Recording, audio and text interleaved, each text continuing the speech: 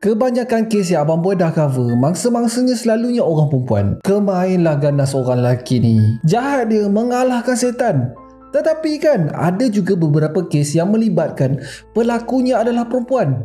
Mungkin tak sekejam bunuh-bunuh, gigit-gigit tu semualah. Tetapi dia punya impact tu, sama je seram. Terutama kes hari ni.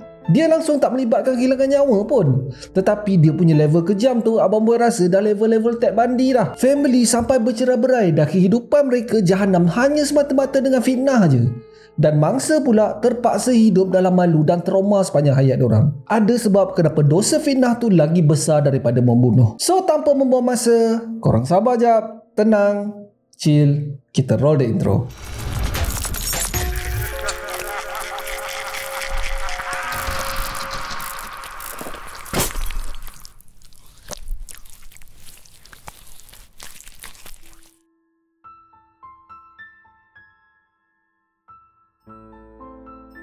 Assalamualaikum, nama aku Abang Boy dan welcome to channel Abang Boy TV, di mana Abang Boy akan mengupas kes-kes true crime, kisah misteri, seram dan pelik yang terjadi di serata dunia. Dan kalau korang berminat dengan benda-benda dark macam ni, korang berada di channel yang paling sesuai untuk orang-orang aneh dan eksotik macam Abang Boy ni. Di akhir video, kalau korang suka dengan konten ni, Abang Boy sangat-sangat appreciate kalau korang boleh belanja Abang Boy satu like, dan mungkin juga korang boleh consider to subscribe dan tekan bell notification button tu supaya tak terlepas video Abang Boy yang akan datang. Semuanya bermula pada tahun 2011, di mana watak utama kita hari ini bertemu dengan cinta hatinya, Daniel Jones ataupun Dan, yang berumur 25 tahun telah bertemu dengan Sarah Jane Parkinson yang masih berumur 20 tahun. Dan ni sebenarnya bekerja sebagai seorang warden penjara dan Sarah pula bekerja di sebuah syarikat penerbangan di Canberra, Australia. Dalam beberapa bulan je, dorang berdua ni cinta bagai nak rak. Terus plan nak kahwin. Mereka bertunang dan dengan menggunakan duit simpanan Dan, mereka berjaya membeli sebuah rumah. Pada mata Dan, Sarah ni memang perfect gila lah. Lemah lembut, tak pernah langsung meninggikan suara. Dan dia nampak innocent gila kot. Dia tak adalah dress up seksi nak mati ke, perangai macam bosia ke. Memang tak ada langsung guys. Bersopan santun pula dengan orang tua. So mak ayah si Dan ni memang suka gila dengan si Sarah ni. Tetapi dalam lemah lembut si Sarah tu, dia macam menyembunyikan satu rahsia yang gelap. Dan ni memang daripada keluarga yang ado-ado lah, senang cerita. Ian Jones adalah bekas engineer untuk tentera laut dan Michelle pula, mak kepada Dan, adalah seorang ahli perpustakaan. Ian dan Michelle dah berkahwin 30 tahun dah. Basically ini adalah contoh keluarga bahagia. Biasalah bila dah bersara ni, tak ada apa dah diorang nak kejar. Diorang nak main dengan cucu je. Itu je lah yang diorang minta dekat Dan. Tetapi Sarah ni lain sikit. Bila diorang tanya pula pasal keluarga dia, dia sentiasa mengelak. Dia duk bercerita masalah je. Dia kena bully lah, dia kena dera lah. Si Sarah ni pernah cerita yang dia telah oleh ayah kepada kawan baiknya semasa remaja. Menurut Sarah, pelakunya adalah seorang ahli diplomat daripada Turki. Dia berjaya melarikan diri sebelum sempat polis menangkapnya. Itu tak campur lagi cerita yang ex-boyfriend dia dera dia macam nak mati. Dan lagi satu red flag pasal si Sarah ni, dia tak ada seorang kawan pun. Dia tak pernah keluar melepak ke, call ke, message ke. Semua tu tak ada guys. Kalau dia balik daripada kerja, setiap masa dia akan spend masa dengan Dan saja. Parents Dan ni cakap, berhati-hati dengan Minah ni. Macam ada benda tak kena. Yelah, walaupun diorang simpati dengan nasib si Sarah ni, tetapi macam ada something yang Sarah ni sembunyikan. Tetapi biasalah guys, tengah bercinta, kentut bau kepam pun dia cakap wangi. Memang mati-mati Dan cakap ini adalah cinta sehidup semati dia. Tetapi semuanya berubah pada tahun 2012. Pada masa ni Sarah dapat kerja sebagai seorang kerani di Balai Polis Canberra. Dia yang dulunya agak introvert dah mula balik lambat. Sarah bagi alasan dia banyak kerja dekat office. Dan bila Sarah dekat rumah pun, hubungan diorang ni dah jadi lain macam. Hari-hari ada je benda tak kena. Bila si Dan ni minta untuk bermanja-manja, time-time tu lah pula dia cakap dia penat. Dan ingat, mungkinlah disebabkan tekanan kerja. So maybe lah si Sarah ni stres. Dan pun tak adalah fikir apa-apa lepas tu.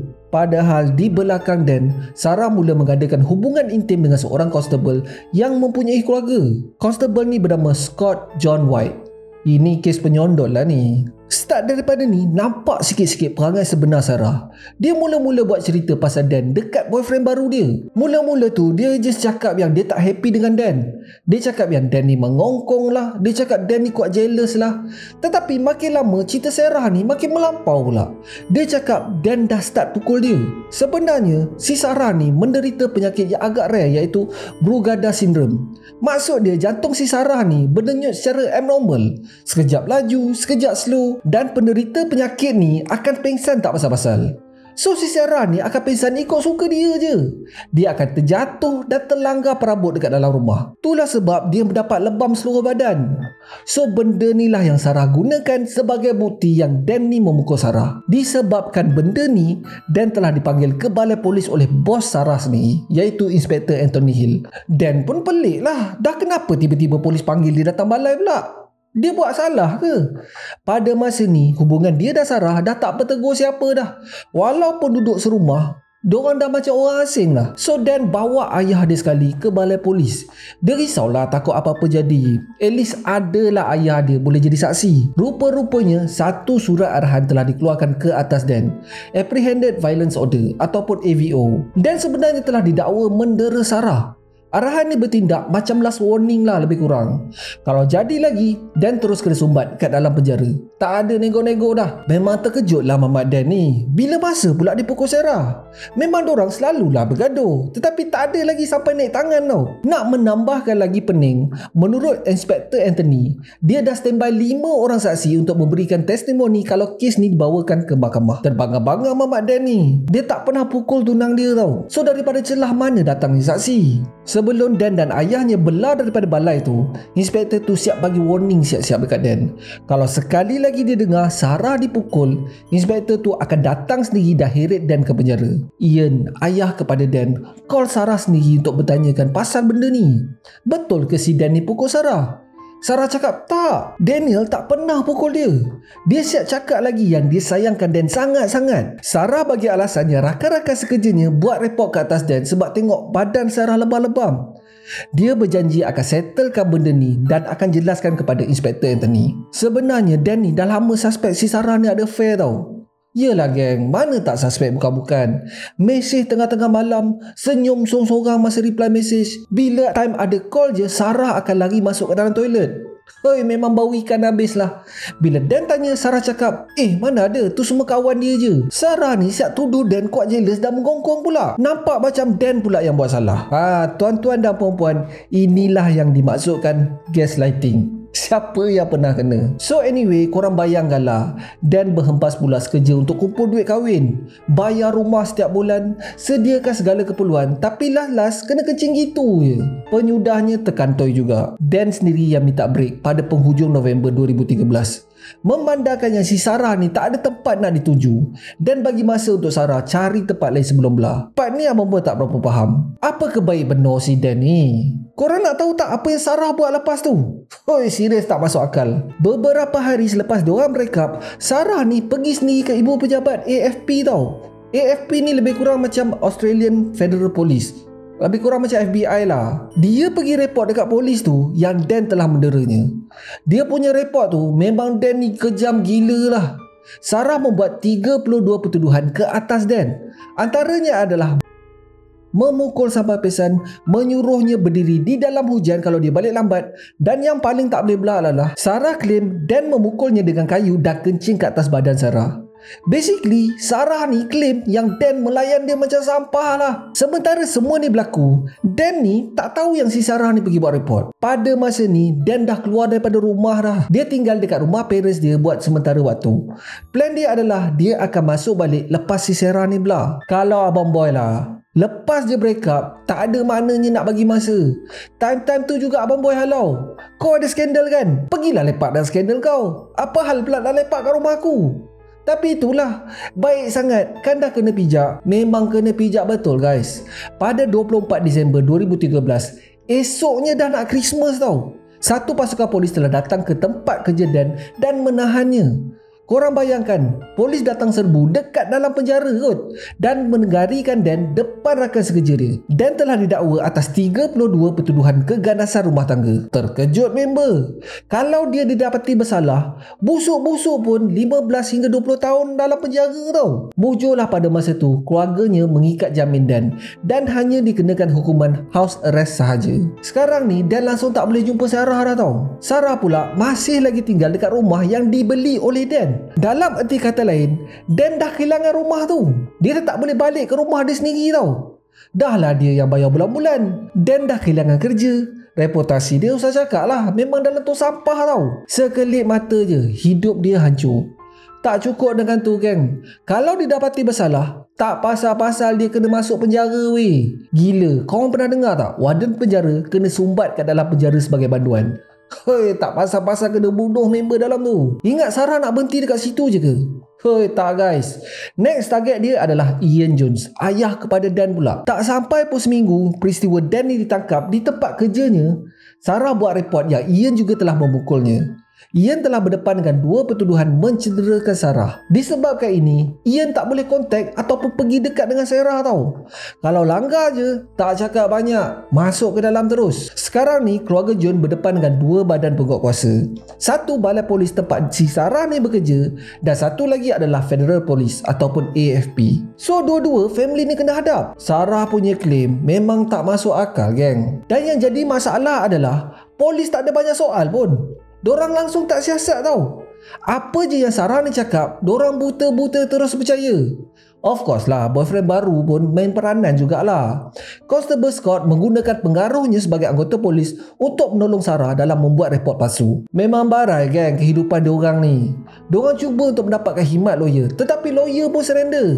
Nak menambahkan lagi sakit hati, Constable Scott telah menceraikan isterinya dan tinggal bersama-sama dengan Sarah di rumah Dan. Rumah tu Dan yang bayar bulan-bulan tau. Hei, menyerap lah bomboy. Abah dia lah. Pada masa ni, keluarga Jones dah start pasang CCTV di sekitar rumah. Dekat mana saja diorang pergi, diorang akan simpan risit dan tulis note. Kalau diorang pergi ke restoran, diorang akan pastikan diorang duduk di depan-depan CCTV. Memang masing-masing berhati-hati gila. Tetapi walaupun diorang berhati-hati, benda nak jadi juga guys. Pada 21 Mac 2014, 4 orang anggota polis berpakaian biasa telah datang ke rumah keluarga Jones untuk menahan Dan.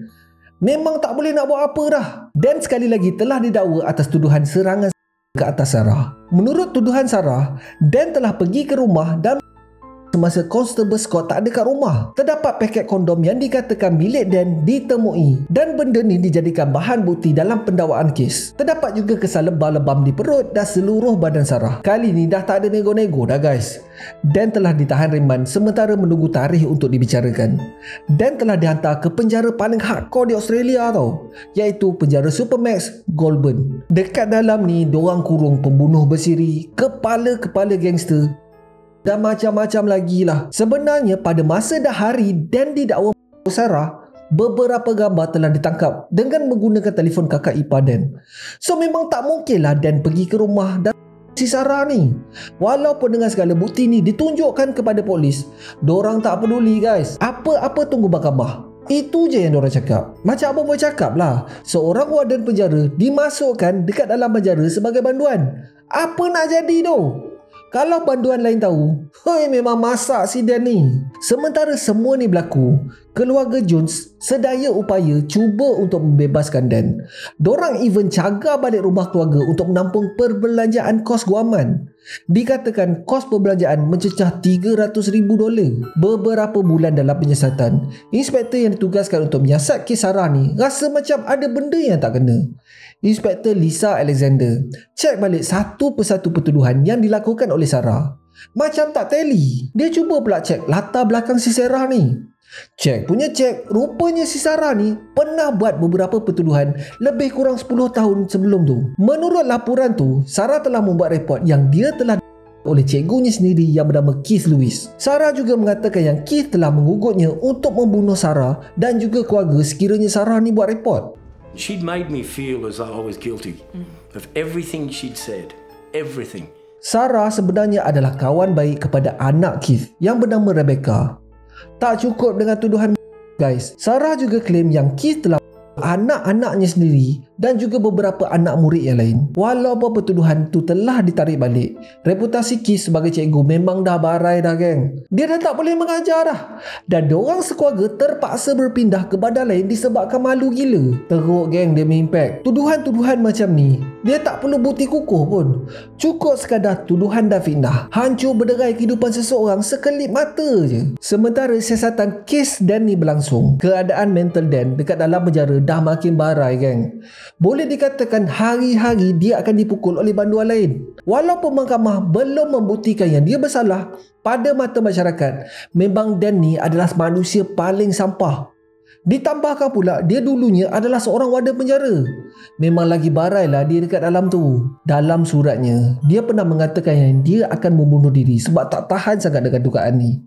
Dia tahu dia tak bersalah. Family dia pun tahu dia tak bersalah. Tetapi polis tetap backup Sarah ni walaupun tak ada bukti kukuh. Sementara Dan dekat dalam penjara, sesuatu terjadi dekat rumah pula. Tekanan yang dialami keluarga sangat-sangat hebat. Walaupun usia perkahwinan diorang dah mencecah 30 tahun, akhirnya Ian dan Michelle Jones memilih jalan untuk bercerai. Sarah punya tuduhan ni macam tak sudah-sudah, geng. Ada je idea dia nak menghancurkan family Dan tau. Dia membuat dakwaan ada orang cuba untuk melanggarnya. Ada satu tu Sarah claim yang ada orang nak pecah masuk rumah dia pula. Dia ada juga claim yang ada lelaki bertopeng ugut dia dengan pisau. Macam-macam lagi lah dia claim. Tapi itulah, bila kau dah kencing banyak sangat, akan sampai satu masa terkanta juga. Akan ada orang yang akan bau dia punya hancing. Kali ni dia claim adalah salah seorang daripada ahli Jones telah memecah masuk ke dalam keretanya dan mencuri sebuah iPad. Tetapi polis yang menyiasat kes ni, Inspektor Lisa Alexander, dah mula tak percaya sangat si Sarah ni. Menurut Sarah, keretanya dipecah masuk di tempat kerjanya. So apa yang Inspektor Lisa buat adalah pergi cek CCTV dekat pejabat Sarah. Sarah ni kerja dekat balai polis kot. Memang CCTV merata lah. Dalam rakaman tu nampak yang Sarah sendiri pergi dekat kereta dia.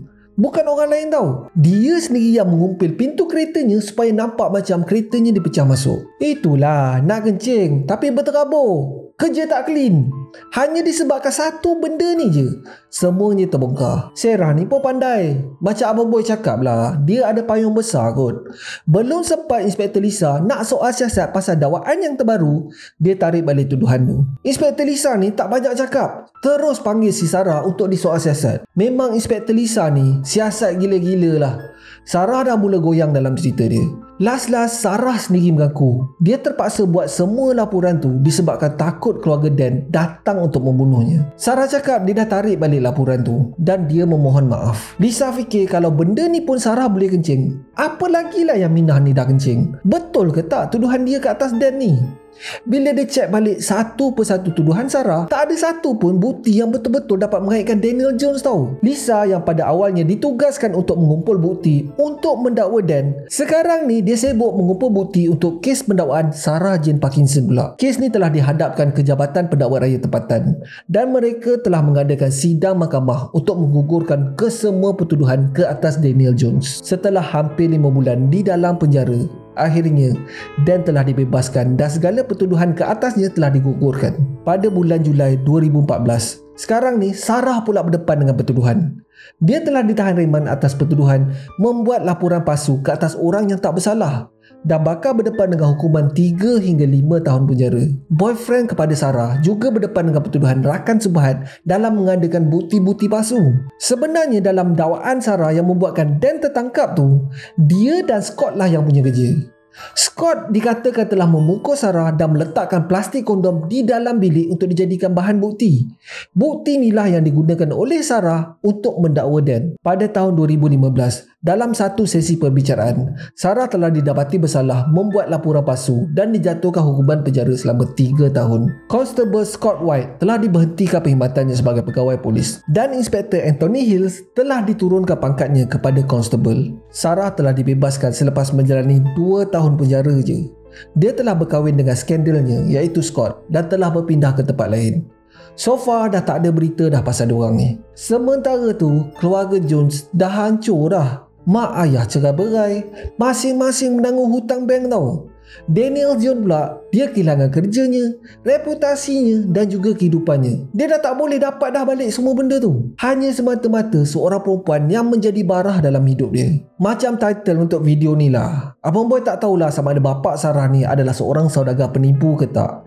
Tetapi Sarah Jones adalah seorang wanita yang kejam dan gila. Kadang-kadang tak perlu pun jadi pembunuh bersiri untuk menghancurkan keluarga orang lain. Apa yang dilakukan oleh Sarah sama je level kejam dia. Pelik kan? Tak perlu ada bukti apa pun. Hanya disebabkan fitnah, seorang lelaki tak bersalah dijadikan mangsa. Sebenarnya lah, kalau korang nak tahu, kes-kes macam Sarah ni bukan kes terpencil tau. Banyak lagi guys. Sebagai contoh, pada tahun 2018, satu keluarga telah dituduh atas dakwaan penderaan budak bawah umur oleh keluarga mereka sendiri tau. 7 keluarga telah disumbatkan ke dalam penjara selama lebih 6 bulan atas 127 pertuduhan yang membabitkan jenayah ke atas kanak-kanak. Memang hancur guys hidup diorang. Memang mind blown macam mana polis boleh bertindak atas dakwaan tanpa banyak soal. Terus pergi serbu dah tangkap je tanpa ada apa-apa bukti fizikal ataupun DNA. Diorang hanya bertindak berdasarkan dakwaan mangsa. Sekelip mata, kehidupan seseorang hancur macam tu je. Abang Boy tak pernah lagi lah dengar kes-kes macam ni terjadi dekat Malaysia. Kalau ada, mungkin korang boleh share dengan Abang Boy. Seperti biasa, kasih komen korang dekat bawah. So that's it for today guys. Terima kasih sebab tengok video Abang Boy sampai habis. Kalau korang suka dengan video ni, Abang Boy sangat-sangat appreciate kalau korang boleh belanja Abang Boy satu like. Dan mungkin juga korang boleh consider untuk subscribe dan tekan bell icon tu supaya tak terlepas video Abang Boy yang akan datang. So akhir kata, jangan nakal-nakal, be awesome, stay creepy. Assalamualaikum.